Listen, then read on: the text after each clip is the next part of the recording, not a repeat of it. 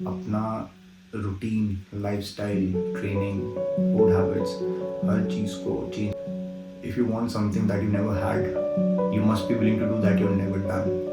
अब next 50 days में मैं अपनी बॉडी को कम्प्लीटली ट्रांसफॉर्म करना चाहता हूँ। नमस्कार सभी दर्शकों को, मेरा नाम है करण लोत्रा और यही नाम मेरे यूट्यूब चैनल का भी है। बाय पैशन मैं यूट्यूबर हूँ, जिसमें मैं 3 तरीके की ब्लॉगिंग करता हूँ, जिसमें ट्रैवल, फिटनेस एंड लाइफस्टाइल आता है। तो ट्रैवल ब्लॉगिंग आपने मेरे पुराने ब्लॉग्स में देखी होगी, जहाँ पे मैं यूरोप गया था एंड अभी लेटेस्ट में रानीखेत एक ट्रिप करके आया हूँ। देन लाइफस्टाइल ब्लॉग में मेरा डेली ब्लॉगिंग भी रही है, जिसमें मैं अपना डेली का रूटीन बताता हूँ थ्रू आउट द डे मैं क्या करता हूँ। And third is fitness. तो अभी तक मैंने जब से ये ब्लॉग चैनल स्टार्ट किया, तो इसमें अभी तक मेरा कुछ भी हार्डकोर फिटनेस रिलेटेड नहीं आया। तो यही इस वीडियो का मेन पर्पस ही यही है कि मैं फिटनेस रिलेटेड कुछ करना चाहता हूँ। 5 फरवरी को जेएलएन स्टेडियम में Apollo Tyres Delhi marathon organise कर रहे हैं, जिसमें बेसिकली 4 कैटेगरीज हैं मैराथन की। First is 5 kilometre, second is 10 kilometres, then 21 and 42 kilometres.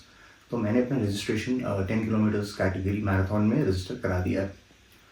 आप सोच रहे होंगे कि मैराथन 10 किलोमीटर में भागने के लिए ये वीडियो क्यों बना रहे हैं, या फिर ये इसकी अनाउंसमेंट करने की ज़रूरत क्या है। ये तो बहुत एक नॉर्मल सी चीज़ है, बहुत इजी टास्क है करने के लिए। तो why is he posting a video for this. ये मैराथन कोई बहुत बड़ी चीज़ नहीं है, बट मेरे केस में it's a very big thing for me. So last year March में 2023 में आई अंडरवेंट नी सर्जरी। मेरे राइट नी की सर्जरी हुई थी। So I had a broken ligament and meniscus, जो कि मैंने रिपेयर करवाया मार्च में। तो आज मैं 10 मंथ्स कंप्लीट कर चुका अपनी सर्जरी के, एंड मैं आपको थोड़ा सा ब्रीफ देना चाहूँगा इस चीज़ के बारे में। 2010 में जब मैं कुछ 14 साल का था, मैं रात को बाइसिकल चला रहा था अपनी, एंड मेन रोड पे सामने से एक कार ने मेरे को डायरेक्टली नी पे हिट किया एंड काफ़ी बैडली इंजर्ड थी नी मेरी। 2010 में मैं 9th क्लास में था। उस टाइम पे मेरे को 2 महीने के बेड रेस्ट पे रखा गया, एंड जो इंटरनल डैमेज था, जो पार्ट ब्रेक हो गया था, तो डॉक्टर ने कहा था कि ये जो पार्ट है ये आपका, आप जब तक एडल्ट नहीं हो तब तक इसको हम रिपेयर नहीं कर सकते एंड सर्जरी इसकी करानी पड़ेगी। तो तब क्या हुआ था, तब मैंने नॉर्मल फिजियोथेरेपी एंड रेस्ट के थ्रू उसको काफ़ी हद तक ठीक कर लिया था, बट जो इंटरनल जो ब्रेकेज थी वो सिर्फ सर्जरी से ठीक हो सकती थी। तो टाइम बढ़ता गया, मैं एक्सरसाइज करता गया, मैं रूटीन में आ गया। मैंने रनिंग की, साइकिलिंग, स्विमिंग, हर चीज़, हर तरीके की गेम खेली, सब कुछ किया। एंड धीरे धीरे मेरा फिटनेस का लेवल इस तरीके से बन गया कि मैं 10 किलोमीटर्स रनिंग आराम से कर लेता था, 60 किलोमीटर साइकिलिंग कर लेता था, एंड वेट लिफ्टिंग का तो कोई हिसाब ही नहीं था, जितनी मर्जी कराओ। I was like able to do every kind of lifting, be it dead lift, squats, जो भी मुझे अलाउड नहीं था करना। हुआ क्या कि टाइम निकलता गया, तो सर्जरी करानी थी 19 से 20 साल की उम्र में। तब मेरा कॉलेज चल रहा था, तब नहीं टाइम मिल पाया। एंड जैसे ही कॉलेज ख़त्म हुआ, मैं बिज़नेस में आ गया, एंड 5-6 साल वहाँ भी निकल गए, तो कभी टाइम ही नहीं मिल पाया सर्जरी का। एंड रूटीन में वर्कआउट चलता रहा, कभी कोई प्रॉब्लम फेस नहीं की। 2023 फेब के टाइम पे मेरे को थोड़ा सा पेन स्टार्ट हुआ नहीं में, क्योंकि मैंने किक बॉक्सिंग स्टार्ट कर दी थी। तो ये पेन वाली बात जो है मैंने अपने पेरेंट्स के साथ डिस्कस की, एंड फाइनली फिर हमने विचार बनाया कि ठीक है, अब चलते हैं और सर्जरी करा लेते हैं इसकी। तो हम गए BL के मैक्स हॉस्पिटल, जो कि लोकेटेड है करोलबाग में, एंड वहाँ पे जाके हम मिले डॉक्टर दीपक चौधरी जी से, जो कि ऑर्थोपेडिक स्पोर्ट्स सर्जन है, रिनाउंड इंडिया के टॉप सर्जन जिनका नाम आता है स्पोर्ट्स सर्जरी में। तो बेसिकली जो मेरा एक्सीडेंट हुआ था, वो कोई स्पोर्ट्स इंजरी नहीं थी, था तो प्रॉपर एक्सीडेंट, बट इसका जो ब्रेकेज थी वो टोटली स्पोर्ट्स रिलेटेड थी, कि वो ऐसे पॉइंट्स पे वो चीज़ें टूट रखी थी जो कि एक स्पोर्ट्स पर्सन की टूटती हैं। तो हॉस्पिटल जाने के बाद डॉक्टर ने थोड़ी स्टेबिलिटी चेक करी नहीं की, तो उन्होंने कहा कि भाई मसल्स तो तुमने इतने ज़्यादा बना रखे हैं कि ये टूटे हुए लिगामेंट में तुमने इतने मसल्स कैसे बने। तो उनको बताया, मैंने अपना ट्रेनिंग रूटीन बताया, तो काफ़ी हैरान हुए थे वो। तो उन्होंने एक क्विक MRI स्क्रीनिंग कराई मेरे नी की, एंड उस स्क्रीनिंग में पता चला कि मेनिस्कस एंड लिगामेंट दोनों ब्रेक हैं। बताया कि कितना सीवियर है ये चीज़ कि तुम ऐसे ब्रोकन नी में इतना वर्कआउट कैसे कर सकते हो। एंड उन्होंने रिकमेंड किया कि तुम इमीडिएट सर्जरी करा लो, एंड जो भी वर्कआउट करो उसको रोक दो। तो 10 से 15 दिन का टाइम मुझे मिला अपना माइंड प्रिपेयर करने का। उन्होंने एक डेट दी 9th मार्च, जब जिस दिन मुझे एडमिट होना था हॉस्पिटल में। एंड सर्जरी कराई, मैं 3-4 दिन रुका वहाँ पे, एंड उसके बाद घर आया। 1.5 से 2 महीने का मेरा रेस्ट था, जिसमें 1 मंथ तो कंप्लीट बेड रेस्ट था, जिसमें मैं एक वॉकर के थ्रू चलता था एंड नी पे 24 घंटे ब्रेस लगा रहता था एंड जब वॉकर से चलता तो इस नी को नीचे ज़मीन पे टच नहीं करना था, इसको हवा में रखना होता था। सो 1 महीने के टेस्ट के बाद फीजो चलती रहती थी मीनवाइल। तो जब मेरा टेस्ट कंप्लीट हुआ तो 1 मंथ के बाद उन्होंने कहा कि आप एक स्टिक के हेल्प से चल सकते हो। फिर धीरे धीरे मैंने वॉक करना स्टार्ट किया, फिर ब्रेस उतारा, फिर बिना स्टिक के वॉक, तो एक नए तरीके से चलना सीखा मैंने दोबारा।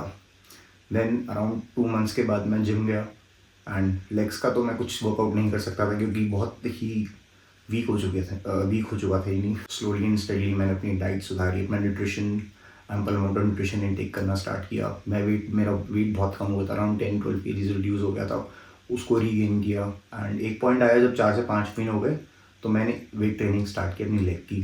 तो इस लेग पे क्या है कि जितनी ये लेग वीक है उतना ज़्यादा इसको ट्रेन करना पड़ता है, उतना ही इसको न्यूट्रिशन देना पड़ता है, तब ये रीग्रो करेगी। क्योंकि जब इंटरनली कट्स एंड स्टिचेस पड़ते हैं, अंदर काफ़ी कट्स लगाते हैं लोग, तो मसल बिल्कुल फ्लैट हो जाता है एंड इसकी जो रिकवरी होती है उसमें आपको मेहनत 2 से 3 गुना ज़्यादा करनी पड़ती है नॉर्मल इंसान से।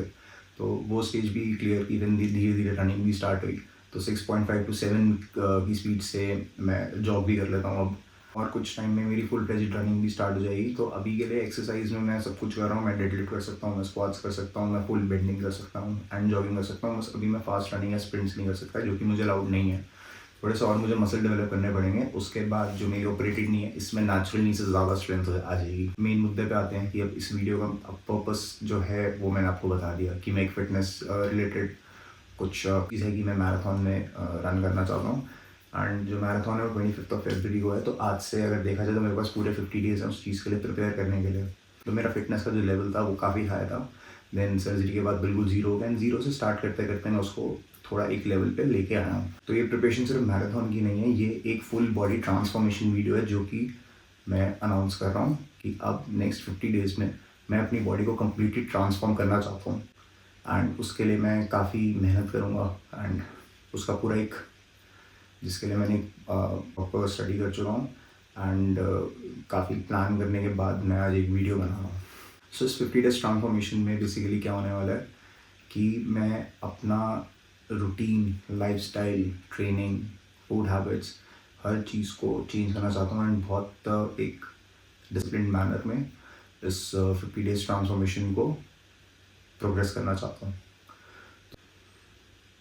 तो इस ट्रांसफॉर्मेशन को कंप्लीट करने के लिए मुझे काफ़ी कुछ चीज़ें छोड़नी पड़ेंगी एंड क्योंकि ये एक बहुत बड़ी ट्रांसफॉर्मेशन है जो आज तक मैंने लाइफ में कभी नहीं की है एंड जो चीज़ कभी नहीं की है उसको पाने के लिए कुछ ऐसी चीज़ें भी करनी पड़ती हैं जो आपने कभी नहीं की।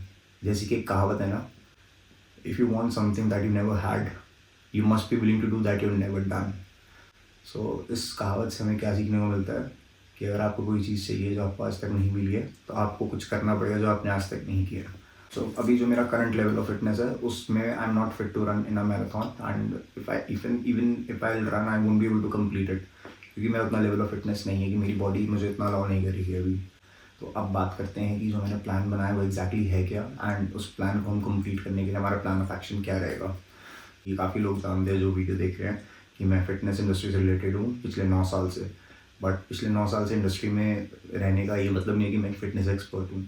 तो इस जर्नी में मैं हेल्प लेना चाहूँगा एक फ़िटनेस एक्सपर्ट की जिनका नाम है मिस्टर अंकित शर्मा, जो कि पहले भी मुझे ट्रेन कर चुके हैं एंड कुछ 5 साल से वी आर प्रोफेशनल फ्रेंड्स, जो कि मुझे 50 डेज़ में हर वे में ट्रेन करेंगे, मेरा पूरा रूटीन बनाएंगे and he is a lifestyle coach.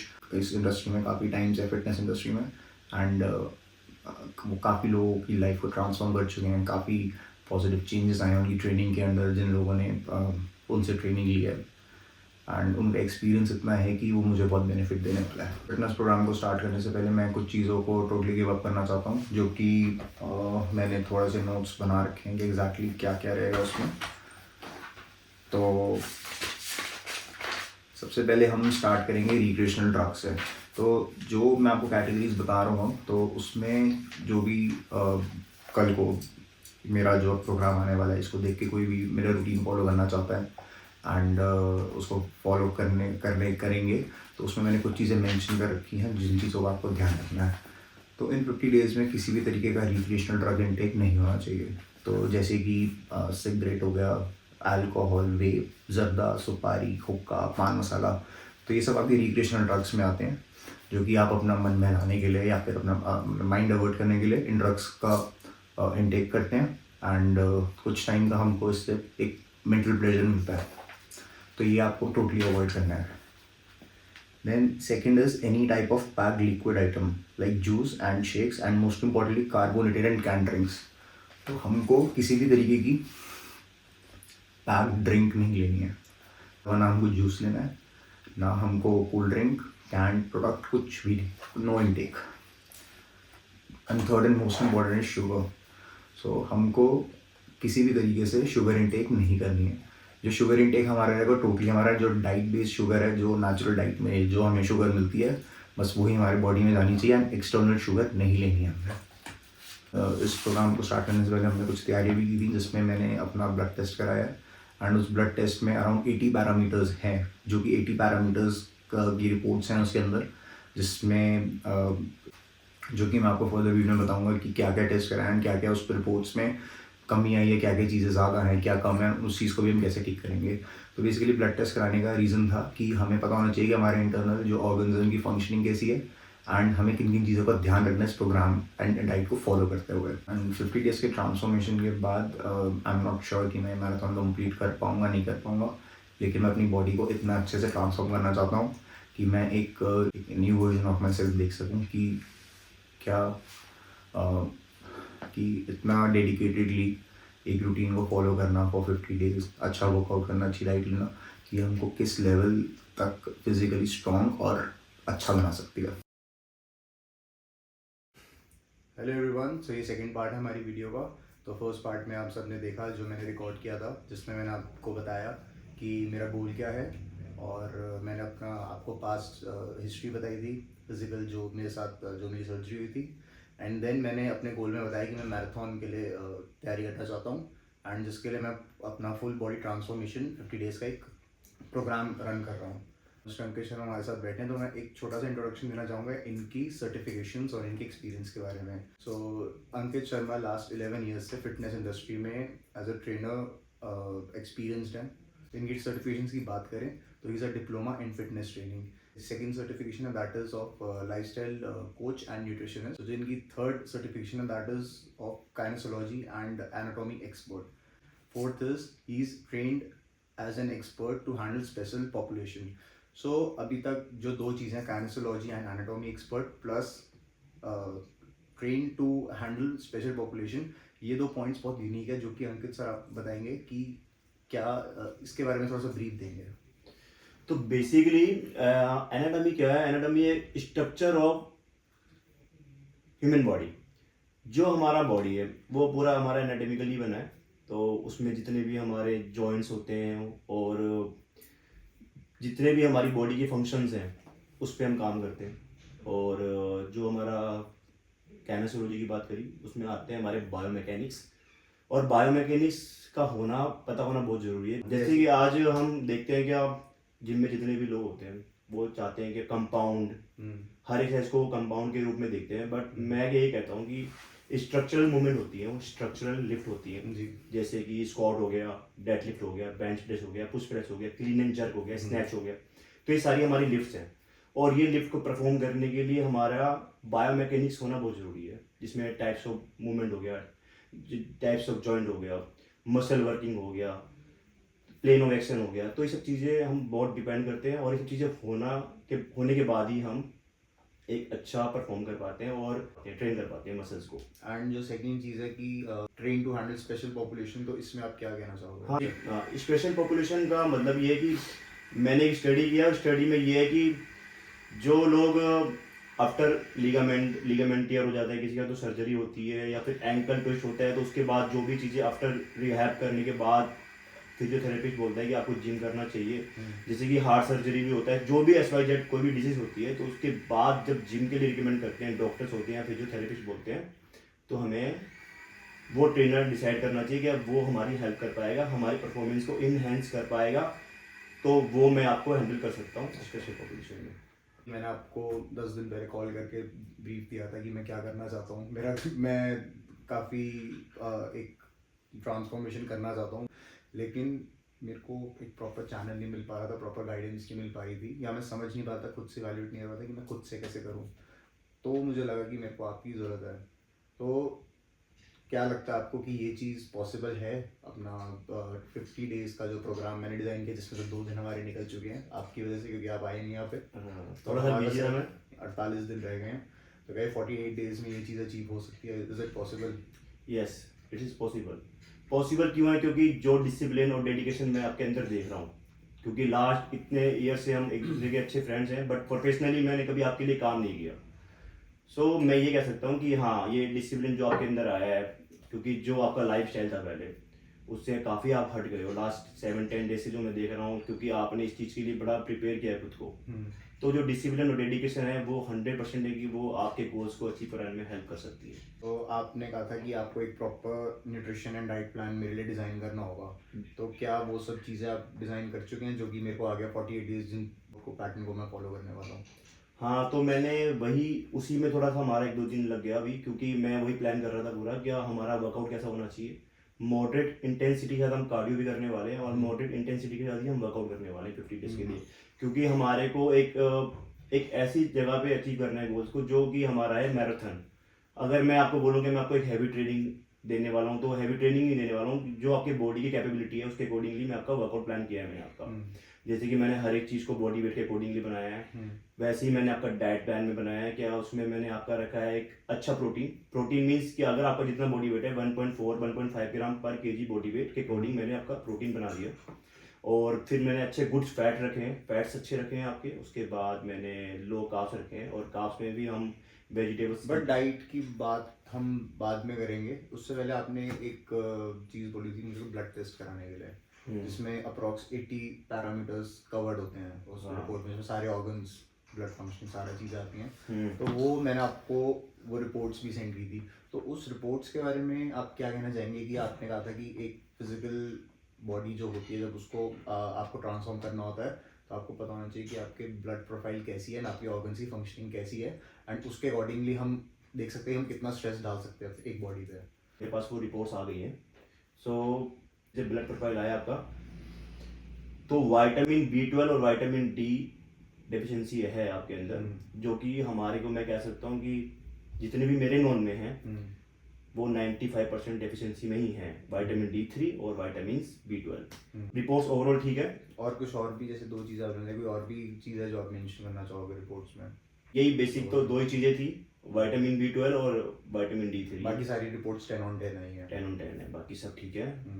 ये वीडियो मेन बनाने का पर्पस ये है कि मैं हर चीज़ बहुत ट्रांसपेरेंसी के साथ करना चाहता हूँ, कि मेरा जो पूरा रूटीन रहेगा, सप्लीमेंटेशन रहेगी, डाइट रहेगी, वो सारा मैं इस प्लेटफॉर्म पे डिस्कस करना चाहूँगा, बताना चाहूँगा। एंड वीकली और एवरी 10 डेज़ का जो प्रोग्रेस होगा एंड जो आगे फर्दर हमारा प्लान होगा, वो हम आगे डिस्कस करेंगे यहीं बैठ के, इसी प्लेटफॉर्म पे। तो अभी हम बात करते हैं कि आपने क्या बेसिकली मेरे लिए डाइट डिज़ाइन किया है एंड वर्कआउट प्लान क्या किया। तो आप क्या पहले बताना चाहोगे, डाइट या वर्कआउट प्लान? मैं पहले वर्कआउट बारे में बताना चाहूँगा जी। वर्कआउट मैंने जो बिल्कुल आपके गोल्स के अकॉर्डिंगली बनाया है, जिसमें कि हमारे को जैसे कि पार्टिसिपेट करना है 25 फेब को, मैराथन, हाफ मैराथन करना है आपको जी। तो उसके लिए मैंने एवरी डे में कुछ ना कुछ डिफरेंट कार्डियो एक्टिविटी रखी है, जो मॉडरेट इंटेंसिटी में रखी है, क्योंकि मैराथन कर रहे हैं हम, कोई स्प्रिंट नहीं कर रहे हैं। तो उसके अकॉर्डिंगली वो प्लान किया गया है। और मॉडरेट इंटेंसिटी के साथ ही हमने स्ट्रेंथ ट्रेनिंग भी रखी है, जिसमें हम कोर ट्रेनिंग भी करने वाले हैं ऑल्टरनेट डेज पे, या फिर हम वीक में 2 टाइम्स कोर भी ट्रेन करेंगे, और कुछ स्ट्रक्चरल लिफ्ट भी रखी है। बेसिकली पूरा एस्थेटिकली हमने उस प्लान को बनाया है। ये 1 वीक का प्लान अभी आपने ये मैंने अभी 14-15 डेज के लिए बनाया है। 14-15 यस, तो हमारा 50 डेज के अंदर अराउंड 3 टाइम्स हम चेंज कर सकते हैं। तो आपको पता है कि अभी कार्डियो की लिमिट मेरी कितनी है, कितना रनिंग साइकिलिंग मैं कर सकता हूँ, उसके अकॉर्डिंगली आपने पूरा डिज़ाइन किया है? बिल्कुल उसके अकॉर्डिंगली बनाया है, क्योंकि मैं लास्ट 15 डेज से, तो आप अंडर गाइडेंस हो मेरे, तो उसके अकॉर्डिंग देख रहा हूँ कि आपका इंटेंसिटी कैसा है, तो मैंने उसको मॉडरेट ही रखा गया है। तो देखेंगे अगर परफॉर्मेंस किस तरीके से इम्प्रूव होता है, उसके अकॉर्डिंग फिर हम प्लान चेंज करेंगे आपका। ओके। एंड वर्कआउट की बात होगी, एंड डाइट का क्या आपने प्लान आउट किया है? आपको मेरी ईटिंग हैबिट्स तो पता ही है, आज से नहीं होता, पिछले 5-6 सालों से आप देख रहे हो कि तो आपका तब मेरा मन करता है क्या खाता हूँ क्या नहीं खाता, तो आपको A to Z पता है, हम इतनी ट्रिप्स पे भी गए हैं। तो मैं ये बताना चाहूँगा कि आपका ईटिंग हैबिट तो ऐसा है कि आउटसाइड ही है ज़्यादा मोस्टली। तो मैं देखता हूँ कि मंथ में मुझे लगता है कि 15 डेज ही आप घर पे डिनर मैं लंच बैलेंस करता हूँ कि जैसे अगर 2 मील्स खा रहा हूँ दिन में तो एक मैं अपना प्रॉपर हेल्दी मील खाता हूँ तो दूसरी वो हो जाती है मोस्टली, बैलेंस आउट ही होता है, बैलेंस वो आउट ही होती है। प्रोग्रेस तो नहीं हो पाता। हाँ, बट हमारा जो ये गोल है उसके लिए तो हमें बहुत डिसिप्लिन रखना पड़ेगा, और जो ट्रांसफॉर्मेशन चाहिए जी। वो हमारे को मिलेगी डाइट से ही। हम्म। अगर डाइट अच्छा नहीं होगा तो हमारा परफॉर्मेंस भी ब्रेक होगा, हम्म। और जो हमारी स्ट्रेंथ है वो भी ब्रेक होगी, जी। और जो हमारे गोल्स है वो तो फिर नहीं हो पाएंगे, क्योंकि हमारी बॉडी के अंदर फ्यूल जाना बहुत ज़रूरी है, जो है बहुत इंपॉर्टेंट। तो हमारा मील्स, हमारा डाइट, एवरी मील, ये नहीं कि 2 मील्स आपने अच्छा ले लिया और एक मील चीट कर दिया, तो वो तीनों मील ही बहुत डिसिप्लिन में होना चाहिए। तो जैसे पहले भी मैंने काफ़ी बार शॉर्ट टर्म वेट लॉस में, जैसे शॉर्ट टर्म वेट लॉस करेंगे 25-30 दिन 40 दिन का, जैसे अपना फैट लॉस प्लान बनाया तो उसमें मैंने इंटरमिटेंट फास्टिंग का बहुत सपोर्ट लिया, हेल्प लिया है, एंड उसमें मेरी बॉडी में काफ़ी अच्छे चेंजेस भी आते हैं। तो क्या आपने जो अभी डाइट डिज़ाइन किया उसमें वो चीज़ें हैं, इंटरमिटेंट फास्टिंग है, फिर आपने मतलब मॉर्निंग टू नाइट तक कुछ ना कुछ उसमें इनटेक रखा हुआ है फूड का? जैसे कि मैंने आपका लाइफस्टाइल देखा, और जैसे कि आपने मुझे बताया भी है कि आप 2 से 3 मील्स में ही रहते हो मोस्टली, तो वो 3 मील्स में मैंने उसको कवर किया है कि एवरी 4 आवर्स के अंदर आप एक मील इंटेक करोगे, जिसमें कि आपका प्रोटीन, कार्ब्स और फाइबर और फैट, वो चारों चीज़ों का कॉम्बिनेशन बनाकर एक मील तैयार किया गया है। एक अच्छा मील तैयार किया गया है जिससे कि आप, मुझे लगता है कि आप मील लेने के बाद अराउंड 4 आवर्स तक आराम से रह सकते हो, आपको क्रेविंग्स नहीं होगी, और वो मील्स अच्छे से काम भी करेंगे बॉडी के अंदर, और रिस्पॉन्स भी अच्छे से मिलेगा। तो 3 मील्स का ही प्लान रखा है हमने। तो जो मेरी मेजर मील रहेगी थ्रू आउट द डे, जो सबसे हैवी मील रहेगी, आई थिंक 2 मील्स आपने हैवी रखी होंगी, बाकी लाइट और शॉर्ट मील्स रखी होंगी। नहीं, मैंने तीनों मील्स ही बैलेंस रखी है। तो ऐसा नहीं कि अब हमने ब्रेकफास्ट, आप देखो मैं एक बात बता देता हूँ उसमें, नॉर्मली हर एक इंसान क्या करता है, ब्रेकफास्ट को हैवी कर लेता है, उसके बाद क्वांटिटी कम कर लेता है लंच में, और लाइट कर लेता है अपने डिनर को। बट मुझे ऐसा लगता है कि आप बैलेंस करना चाहिए, अगर आप ब्रेकफास्ट हैवी कर रहे हैं तो लंच भी उतना ही होना चाहिए, और उसके बाद वो डिनर वाला जो मील है वो एक अच्छा ही होना चाहिए। अब बस ये कहना चाहूँगा कि अगर आप रात को 1-1, 2-2 बजे का जो आपका स्टाइल है, लाइफ स्टाइल है, सोने का टाइम है, वो सोने के टाइम को बहुत ज़रूरी है कि हम उसको पहले लेकर आएंगे।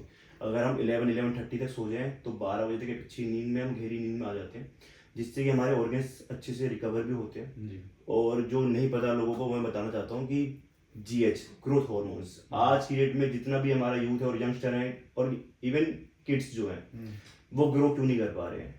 आप देख रहे हो कि आज 12 साल 15 साल के जो बच्चे होते हैं, उनका हॉर्मोन्स तो इनबैलेंस हो ही रहे हैं, और फिर उनका आई साइट वीक हो रहा है। और गर्ल्स के अंदर तो पीरियड साइकिल बहुत स्टार्टिंग फेज में आ रहा है, तो इसका सबसे बड़ा रीज़न ये है कि आप बच्चों का जो लाइफ स्टाइल है 12 बजे के बाद 2-2 बजे 3-3 बजे सोने का, तो ग्रोथ हॉर्मोन्स का वो बेनिफिट ले ही नहीं रहे हैं। तो टाइम से सोना बहुत जरूरी है, वो आपके ऊपर भी लागू होती चीज़। जैसे कि आप एक लाइफस्टाइल कोच है, तो लाइफस्टाइल कोच सिर्फ ये नहीं बताते कि ये खाना है और ये एक्सरसाइज करनी है, आप प्रॉपर टाइमिंग सेट करते हैं, प्रॉपर आप रूटीन बनाते हैं कि आपको इतने घंटे सोना है, इस टाइम से इस टाइम आपने सोना है, इस टाइम पे आपने उठ के मील लेनी है, एंड रात को डिनर कंटिन्यू करके उस टाइम पे एक पर्टिकुलर टाइम पे सोना है। तो ये मेरी बॉडी को कैसे बेनिफिट देगा, मेरा sleeping routine and fix sleeping routine. ऐसा नहीं है कि अगर मुझे 8 घंटे सोना है तो मैं कभी 24 घंटे बाद सो रहा हूँ, कभी 36 घंटे बाद 8 घंटे सो रहा हूँ। तो ये भी आप थोड़ा बताइए कि हर 16 घंटे या 17 घंटे बाद 7 घंटे 8 घंटे की मेरे को नींद चाहिए, तो वो मुझे कैसे बेनिफिट तो करने ये वाला है इस प्रोग्राम बहुत में? मेजर इशू है, स्लीपिंग बहुत मेजर इशू है, क्योंकि क्या होता है कि हमारे डिसिप्लिन वाली बात कर रहा हूँ मैं। अगर हम मॉर्निंग में 10 बजे ब्रेकफास्ट करते हैं, तो 2 या 3 बजे के बीच में अगर हम लंच करते हैं, और 7 to 8 के बीच में अगर डिनर करते हैं, तो एक रूटीन बनता है हमारा, और फिर स्लीपिंग साइकिल भी सेट होती है कि हाँ भाई हमें 11 बजे तक सो जाना है। अभी क्या रहता है कि आप 7 बजे 8 बजे डिनर कर रहे हैं, उसके बाद एक दिन ऐसा भी आता है कि आप 9 बजे डिनर कर रहे हो, एक कभी ऐसा दिन आता है आप 11 बजे डिनर कर रहे हो, तो उसके बाद ये होता है कि वो स्लीपिंग साइकिल भी आगे बढ़ती रहती है। आज 11 सोना है, आप 11 बजे खाना खाओगे तो सोगे कब, तो वो 1 बज जाता है, तो यहाँ डिस्टर्बेंस होती है। तो वो बिल्कुल रूटीन बनाना बहुत जरूरी है, और वो रूटीन जब भी बनेगा जब आप अपने मील्स को डिसिप्लिन रखोगे। जैसे कि आप एवरीडे अपने टाइम पे ऑफिस पहुंचते हो, एवरी टाइम आप अपने जिम में पहुंचते हो, इसलिए तो वैसे ही आपका खाना पीना भी रहना चाहिए। तो वो डिसिप्लिन आ गया तो गारंटी है कि आप 48 से 50 डेज के बीच में अपना गोल अचीव कर पाएंगे। अभी जैसे आप 27 में हो, अभी हार्मोनली काफ़ी हेल्प कर रहे हैं, वो हार्मोन सपोर्ट कर रहे हैं आपको, तो आप ग्रो कर रहे हो, बट कहीं ना कहीं स्टक तो होना ही है। अगर आपने डिसिप्लिन नहीं बदला तो चीज़ें काफ़ी बदलती हैं, जो कि आजकल लोगों के अंदर एजिंग भी आ गई है।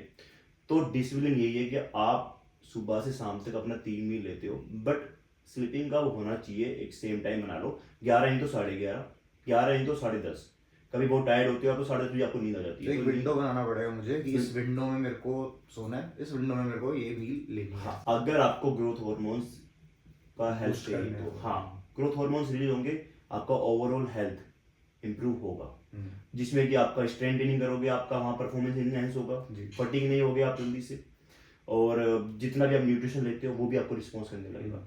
आप खा रहे हो 11 बजे, सो रहे हो 1 बजे, फिर आप जीएच का बेनिफिट नहीं ले पा रहे हो, जी। ग्रोथ हार्मोन्स रिलीज नहीं होंगे तो आपके ऑर्गन्स रिकवर नहीं होंगे, और ऑर्गन्स रिकवर नहीं होंगे तो जो बेनिफिट चाहते हो, एडवांटेज चाहते हो बॉडी से, आपको नहीं मिल सकता। पहले तो पानी पी लेते हैं। हाँ जी प्लीज, मैं भी पी लेता पानी हूँ। पियो। चीयर्स।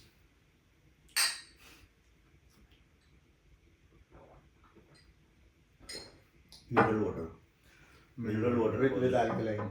यस। आप आए थे तो मैंने स्पेशली 200 रुपये वाला पानी मंगवाया था, उसमें थोड़ा अल्कलाइन था। हाँ तो ये आप नॉर्मल पानी तो आपको पचता नहीं है। हाँ, और ये नॉर्मल पानी से भी डिफरेंट है, तो इसलिए पानी सबसे बेस्ट चीज़ है। पानी कितना पीना दिन में? पानी रिक्वायरमेंट जितना थर्स्टी हो आप, जरूरी नहीं है कि अगर बोल दिया गया 5 लीटर पानी पीना है तो 5 लीटर इंटेक करते रहते हैं वो, करते रहो और वॉशरूम जाते और फिर रहो। सबसे बड़ी शिकायत सबको ये है कि सर मैं इतना पानी पीता हूँ वॉशरूम जाता रहता हूँ, इस चक्कर में उन्होंने पानी पीना बंद कर दिया। बट मैंने आप डाइट देखी है, उसमें आपने कुछ ऐसी चीज़ें ऐड करी हैं जिससे कि हम बॉडी में जो रिक्वायर्ड वाटर है उसको होल्ड भी कर सकते हैं, हाँ। अच्छी डाइट और कुछ एलिमेंट्स ऐड करके। जैसे कि माइक्रोस, हम्म, तो अभी सबको पता है कि मैक्रोस तो हैं, बट माइक्रोस के बारे में किसी को नहीं पता। जी। मैक्रोस बस ये बताया कि सॉलिड खाना है, हम्म, 200 ग्राम चिकन खाना है, 300 ग्राम चिकन खाना है, बस सबका एक ही तरफ है, वो है कि बस प्रोटीन जाना चाहिए हाई। उसके चक्कर में चाहे वो 10 एक बार में खा लेंगे या फिर 200-300 ग्राम चिकन खा लेंगे। तो मैं ये बताना चाहता हूँ कि यार 240 ग्राम का स्टमक साइज होता है, और उसमें आप 500 से 600 ग्राम फूड डाल लेते हैं, और पेट इतना सा है वो पहले ही भर जाता है, बट वो यहाँ फूड बैठते जब तक नहीं भरता तब तक आपको ये एहसास नहीं होता कि हाँ हमारा टमी फुल हो गया। तो ये ओवर ईटिंग है। ओवर ईटिंग कभी आपको बेनिफिट नहीं देगी। तो जैसे कि मैंने आपके मील्स को बनाने में माइक्रोज का यूज़ किया है। माइक्रोज मतलब vitamins, vitamin B12, vitamin C, vitamin B6 और कैल्शियम, मैग्नीशियम, ये सब चीज़ें मैंने आपकी मील में रखे हैं जिससे कि आपको एनर्जेटिक आप बने रहोगे। इनकी इंपॉर्टेंस मुझे धीरे धीरे पता चलेगी कि मेरी बॉडी में क्या चीज़ Overall- कैसे सपोर्ट कर रहा है ये मुझे। ओवरऑल Physically पता चलेगी, आपकी फंक्शनिंग इंप्रूव होगी बॉडी, आपके ऑर्गन्स अच्छे होंगे और फंक्शनिंग होंगे बढ़िया, आपकी परफॉर्मेंस तो इनहेंस होनी ही वाली है, जी। और आपका ओवरऑल बॉडी का रूटीन जो है, आपका स्लीपिंग, एवरीथिंग आपके काफ़ी चेंजेस होने वाले हैं। आपने जो माइक्रोज ऐड किया उसमें ZMA, vitamin C, omega 3, omega 3 vitamin और मल्टीविटामिन Multivitamin। प्रोटीन्स हैं। तो क्या आप रेकमेंड करते हो कि मेरे को और क्या मतलब प्रॉपर एक स्टैक क्या होना चाहिए मेरा सप्लीमेंट का स्टैक, क्योंकि एक बहुत इंपॉर्टेंट है एक एथलीट के लिए अपनी परफॉर्मेंस को इन्हांस करने के लिए कुछ सप्लीमेंट्स का यूज़ करना। एंड जहाँ तक मुझे लगता है अभी तक मैंने जो अपने एक्सपीरियंस के साथ सप्लीमेंट्स यूज़ किए हैं तो वो कहीं ना कहीं हमारी फिजिकल परफॉर्मेंस को क्यों बढ़ाते हैं, क्योंकि जो सप्लीमेंट्स होते हैं वो एक्सट्रैक्टेड इंग्रेडिएंट्स के थ्रू बनाए जाते हैं, इसलिए उसका रिजल्ट भी उस हिसाब से हमें मिलता है कि हम नेचुरली जितना भी हम फूड इंटेक करते हैं कुछ चीज़ों में हम कहीं भी लैक कर सकते हैं। 100% रिक्वायरमेंट हमारी नेचुरल फूड से नहीं होती है, इसलिए हमें कई बार सप्लीमेंट का यूज़ करना चाहिए या हमें करना पड़ सकता है। करना चाहिए। माइक्रोस ज़्यादा इंपॉर्टेंट है जी। मैक्रोस से ज़्यादा इंपॉर्टेंट माइक्रोस। हाँ। कि जो मैंने आपको रिकमेंड किए हैं, पूरा स्टैक किया है माइक्रोस का, क्या आप वो लेकर आए हैं? बिल्कुल लाया हूँ मैं। तो ठीक है, देखो यहीं पे है, इसको खींचो एक बार ट्रॉली को। तो ये है हमारे माइक्रोस। हाँ सब है क्या इसमें जो आपने बोला था? हाँ, 5 आइटम्स ही नहीं। मल्टी विटामिन है आपके पास, ओमेगा 3 है। Fish oil। ये ओमेगा 3 इतना बेनिफिशियल है, इतना एडवांटेज है इसका लेना, जो शायद लोगों को लगता है कि वो हमारे सिर्फ जॉइंट के लिए देखते हैं, बट वो जॉइंट के लिए नहीं, ये ओवरऑल हर एक चीज़ के लिए, हमारी हार्ट हेल्थ के लिए, हमारे वेसल्स के लिए भी अच्छा है, हमारे आर्टरीज के लिए अच्छा है, ब्लॉकेज के लिए अच्छा है। जो लोगों को बड़ा प्रॉब्लम रहता है कि भाई ब्लॉकेज होती है, तो वो काफ़ी इंपॉर्टेंट है ये ओमेगा मल्टी 3। बेनिफिट्स हैं इसके। हाँ, मल्टी बेनिफिट्स है, बताने पे हमको शायद हमारे बनारस में लग जाएगा। EAA बहुत ज़्यादा जरूरी है, हमारे को एक दिन में एक बार तो इंटेक करना चाहिए। एनर्जी तो देता ही है, बट इलेक्ट्रोलाइट्स भी देता है, जो हमारी किडनी हेल्थ के लिए भी अच्छा है और ओवरऑल बॉडी के लिए अच्छा है। एक अच्छा हाइड्रेशन रखता है EAA। आइसोलीन 100% वे आइसोलेट। आपने आइसोलेट प्रोटीन कहा था, तो आइसोलीन जो था वो मुझे बेस्ट ऑप्शन लगा अपने लिए। और ये फ्लेवर पिना कोलाडा, तो ये बेस्ट फ्लेवर है। हाँ, ये पाइनएप्पल एंड कोकोनट शेक का ब्लेंड है फ्लेवर। बहुत बढ़िया है, मैंने इसको पिया है। Post workout 26 gram more than enough है। हाँ। या एक से ज्यादा स्कूप लेना चाहिए? Depend on the body to body vary करेगा। वेरी करेगा कि आप भाई अभी जैसे कि आप बॉडी वेट आपका है तो आप 1.5 स्कूप ले सकते हो, क्योंकि वर्कआउट भी ज्यादा होगा, 1.5 स्कूप ले intensity सकते नहीं हो। रहेगी। हाँ, अगर देखो मेरे को ऐसा लगता है कि एक मील में जैसे कि मैंने बनाया है उसमें 40 to 45 ग्राम पर मील हमारा प्रोटीन जाना चाहिए। अगर आप मील को रिप्लेस कर रहे हो तो फिर बेस्ट सोर्स है आपका वे प्रोटीन। तो आप इसमें हमारे ओमेगा 3 और सब आ गया। विटामिन्स। हाँ, इसके 5 मेरे सप्लीमेंट्स हो गए, जिसमें multivitamin, omega, EAA, carnitine and protein. तो ये ऑलमोस्ट सारे नेचुरल सोर्सेज हैं। तो आर्टिफिशियल इसमें आई थिंक फ्लेवरिंग होगी और कोटिंग होगी, अदरवाइज तो कुछ इसमें आर्टिफिशियल नहीं है। तो आपकी नॉलेज को थोड़ा सा और हम यूटिलाइज करना चाहेंगे। तो मैंने थोड़े से क्वेश्चन प्रिपेयर किया है हाँ, जो कि बिल्कुल। मैं पूछना चाहूँगा। हाँ, तो बिल्कुल, फर्स्ट पूछो। क्वेश्चन होगा कि बहुत फनी क्वेश्चन है पहला, पूछो। आपने मेरी डाइट में सत्तू क्यों नहीं डाला? सत्तू इसलिए नहीं डाला क्योंकि आपका जो लाइफ स्टाइल था अभी, आपका ही नहीं सभी का लाइफ स्टाइल है। मैं सभी के लिए बात कर रहा हूँ क्योंकि सत्तू के बारे में बहुत मैं देख भी रहा हूँ आजकल रील्स बड़ी आ रही है सत्तू। तो हमारा कोई ऐसा टॉपिक है। सत्तू तो वे प्रोटीन की मार्केट से बहुत ऊपर उठ चुका है। ब्लैक हाँ, मैं वही देख रहा हूँ कि मार्केट में काफी हाइक हो चुका है भाई। क्या सत्तू सत्तू सत्तू सत्तू ले लो, और ये मार्केटिंग स्ट्रेटेजीज हैं और अपने आप को तो प्रमोट करने वाली बात है कि भाई आप प्रोटीन को छोड़ दो, सत्तू ले लो। ऐसा प्रोटीन को ले लो, सत्तू मत पियो।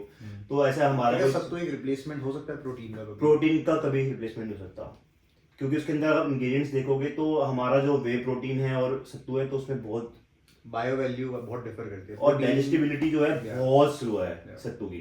आप सत्तू पियोगे या प्रोटीन, हाँ। आप सत्तू पियो और फाड़ मारते रहो और कुछ नहीं है। ओके। एसिडिक बहुत करेगा। और थोड़ा सा गट हेल्थ के बारे में जानना चाहता था कि आजकल ब्लोटिंग और गैस्ट्रिक प्रॉब्लम्स बहुत बढ़ चुकी है। गट हेल्थ एक ऐसा हेल्थ है जो 100 में से ना मैं कह सकता हूँ 85% लोगों को ना गट हेल्थ बहुत मेजर है।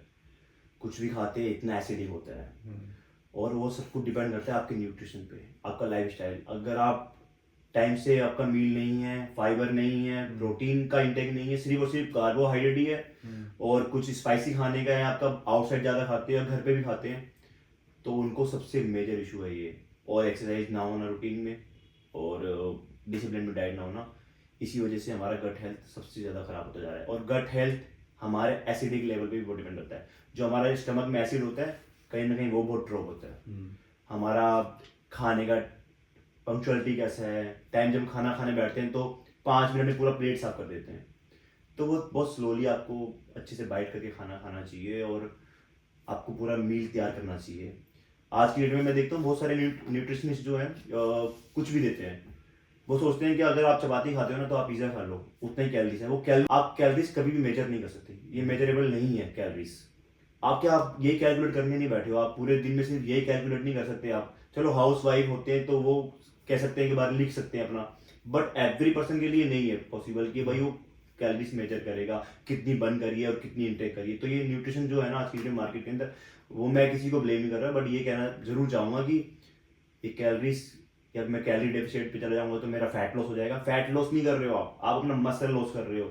आपको पूरे दिन के खाने में सिर्फ और सिर्फ कार्बोहाइड्रेट दिया जाता है, प्रोटीन का पता ही नहीं आपको। वे प्रोटीन को आप समझते हो कि भाई कोई मेडिसिन खा ली है, स्टेरॉइड ले लिया आपने, हाँ एक्चुअल में। और प्रोटीन तो भाई आपके लिए जहर हो गया, पता नहीं कोई दवाई है, पता नहीं आपके लिए क्या कर देगी वो। और आप एक देख सकते हो यार, कोई प्रोडक्ट आपका 5 to 6,000 के बीच में कोई प्रोडक्ट बन के आ रहा है आपके पास, तो ये मिल्क बेस है यार, मिल्क से बनी चीज है। आप घर में आप मिल्क ले रहे हो, फिर आपको लैक्टोस है उसके अंदर, यहाँ पे आपको कितनी सारी चीजें एडवांटेज मिलते हैं प्रोटीन के अंदर। तो प्रोटीन तो आपको लेना चाहिए अगर आपको अपनी मसल्स की स्ट्रेंथिंग बढ़ानी है। और ये जो मसल्स होती है ना, यही हमारे 206 बोन्स के स्ट्रक्चर को बना के रखती है, इरेक्ट रखती है। आज देख रहे हो आजकल लोगों को स्पाइनल हेल्थ बड़ा इशू हो गया है, गैस्ट्रिक तो आपने बता ही दिया, गट हेल्थ के बारे में बात कर ही रहे हैं। तो गट हेल्थ होगा जब भी अच्छा जब आपका डिसिप्लिन होगा डाइट में, तो आपका न्यूट्रिशन, आपका वर्कआउट प्लान बहुत डिसिप्लिन होना चाहिए। आपको चीट करना है, आप एक दिन बना लो अपना कुछ खाने का, और एक मील, पूरा दिन नहीं कि आपने तीनों मील में चीट ही कर लिया पूरा खाना, हफ्ता बेकार हो गया, फिर आपने 6 दिन पूरा वेस्ट Waste कर हो दिया। गया। हाँ, वो पूरा वाटर कर दिया हमने, पानी पानी। प्रोटीन एक ऐसा कंपाउंड है, प्रोटीन ही हम सब चीज़ों को रोकता है, प्रिवेंट करता है, आपकी एजिंग को प्रिवेंट करता है। जहाँ आप 35 में दिख रहे हो आजकल लोगों के अंदर देखा है कि वो खूबसूरती खत्म होती जा रही है। लोग जाते हैं कहीं और ही जा रहे हैं, वो खूबसूरती को मेंटेन करने के लिए कहीं और चीज़ों का यूज़ कर रहे हैं, जो कि मुझे ऐसा लगता है वो बहुत गलत है। आप अपने खाने में प्रोटीन अच्छा रखोगे।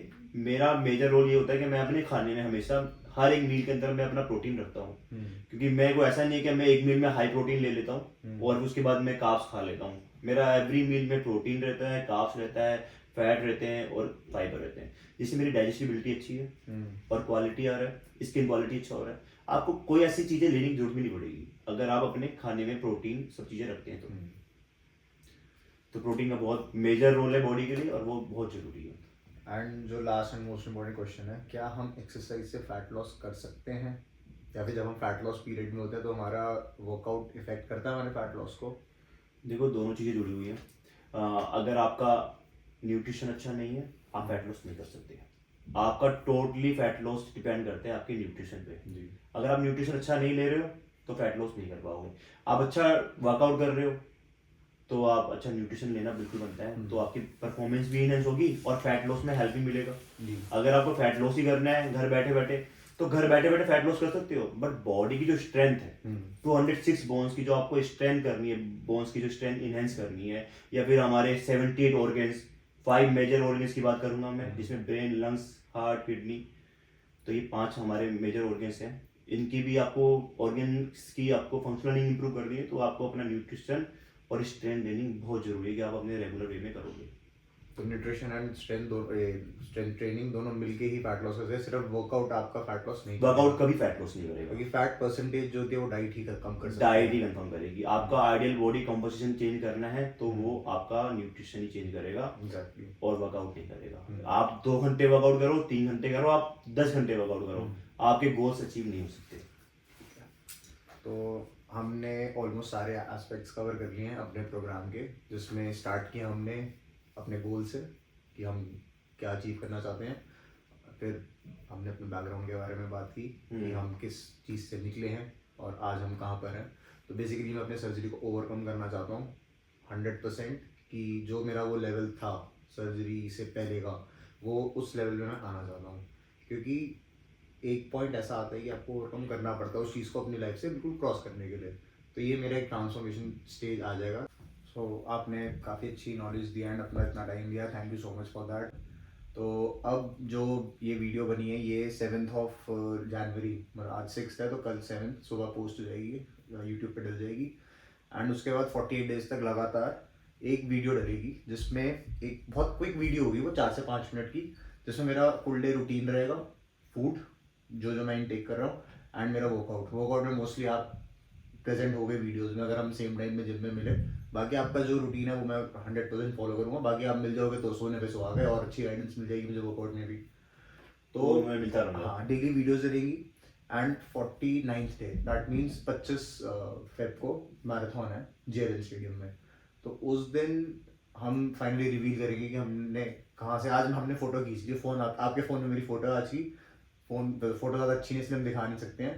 तो यही सेम हम इसी एंगल पे सेम इसी जगह पे फ़ोटो खींचेंगे 25 फेब को, एंड हम देखेंगे हमने कितना ट्रांसफॉर्म किया है।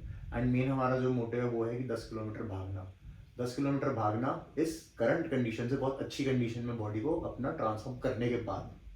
हाँ, लेकिन फैट तो है, बट ठीक है, बट हम एक्सेस फैट नहीं है, वो तो हम अच्छा नॉर्मल फैट है। हाँ, बट हम 10 दिन में एक बार हम कर सकते हैं एक बार ना ऐसी चीज़ें।